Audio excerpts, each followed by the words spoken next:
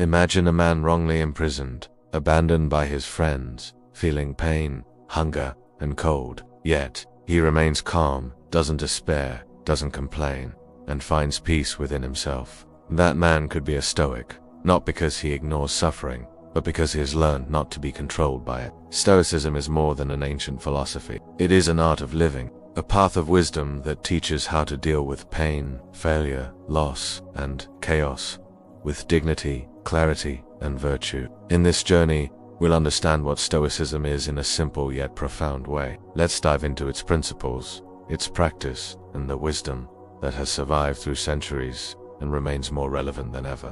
1. Where did Stoicism begin? Stoicism was born around 300 BC in Athens, with a man named Zeno of. He began teaching philosophy at a colonnade called the Stoa Poikile, which gave the philosophy its name, Stoicism. Over time, Stoicism spread throughout the Roman Empire and was strengthened by the words and lives of three great figures. Advisor to Emperor Nero, who wrote about the art of living; Epictetus, a former slave who became a master of inner freedom; Marcus Aurelius, Emperor of Rome, who recorded his intimate reflections in the book Meditations. Stoicism survived empires, wars, persecution, and centuries of obscurity, because its essence touches something eternal, the human soul. 2. What did the Stoics believe? Stoics believed that true happiness doesn't depend on external things, but on how we respond to them. In other words, you don't control the world, but you can control yourself. The pillars of Stoicism.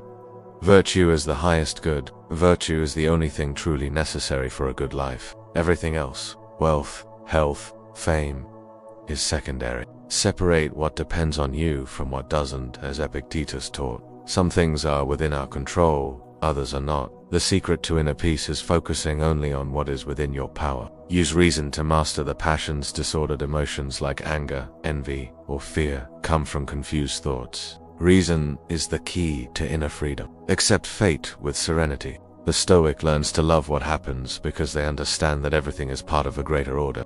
3. Is Stoicism a cold philosophy?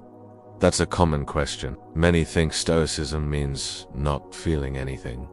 But that's a mistake. The Stoic feels everything, but is not ruled by anything. They don't suppress emotions, but guide them with wisdom. Like a ship's captain in a storm, they feel the wind, see the waves, but keep the helm steady. Stoicism is a philosophy of a firm heart, not a frozen one. 4.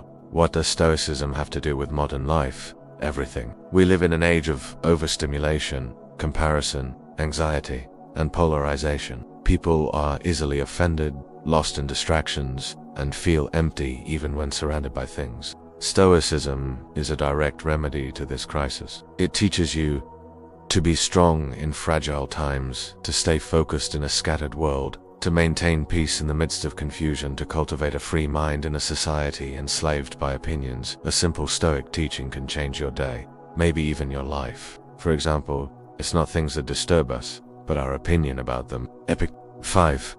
How to practice Stoicism today. You don't have to live like a Roman to be a Stoic. Here are simple ways to practice Stoicism daily. A Stoic journal before bed, right? What did you do well today? What could you have done better? How did you react to challenges? B. Negative visualization for a few minutes. Imagine something you love being taken away. This isn't pessimism. It's training in appreciation and preparation for loss. C. Distinguish what's in your control in any situation. Ask, is this up to me? If yes, act. If not, accept it calmly. D. Memento mori. Remember death. This is not morbid. It's liberating. Knowing life is brief gives more value to each moment. 6. Stoicism and faith. Can they walk together? Yes, and in a deep way. Although Stoicism is a rational philosophy, it speaks often of God, providence, soul, and fate. Many concepts harmonize with Christian faith, such as the importance of virtue, the practice of prayer and meditation, acceptance of divine will, control over ego and passions. Seneca wrote, "Live as if God were watching you." And the Bible teaches, "Let a man examine himself." The meeting of Stoicism and Christian spirituality can lead to a life of practical wisdom with eternal direction. 7. Great Stoic quotes to remember the happiness of your life depends upon the quality of your thoughts. Marcus Aurelius difficulty shows what men are. Epictetus true freedom is the power over yourself. Seneca nothing is ours, except time. Seneca don't seek for things to happen the way you want them to. Rather, want them to happen as they do, and you will be happy. Epictetus 8. The Stoic. As a sentinel of the soul, the Stoic is one who guards the soul. He is an inner sentinel, watching his thoughts, filtering emotions, taming impulses. He does not give in to panic, nor does he get carried away by success. He walks firmly, with his feet on the ground and his eyes lifted high. In today's world, where everyone reacts, the Stoic reflects.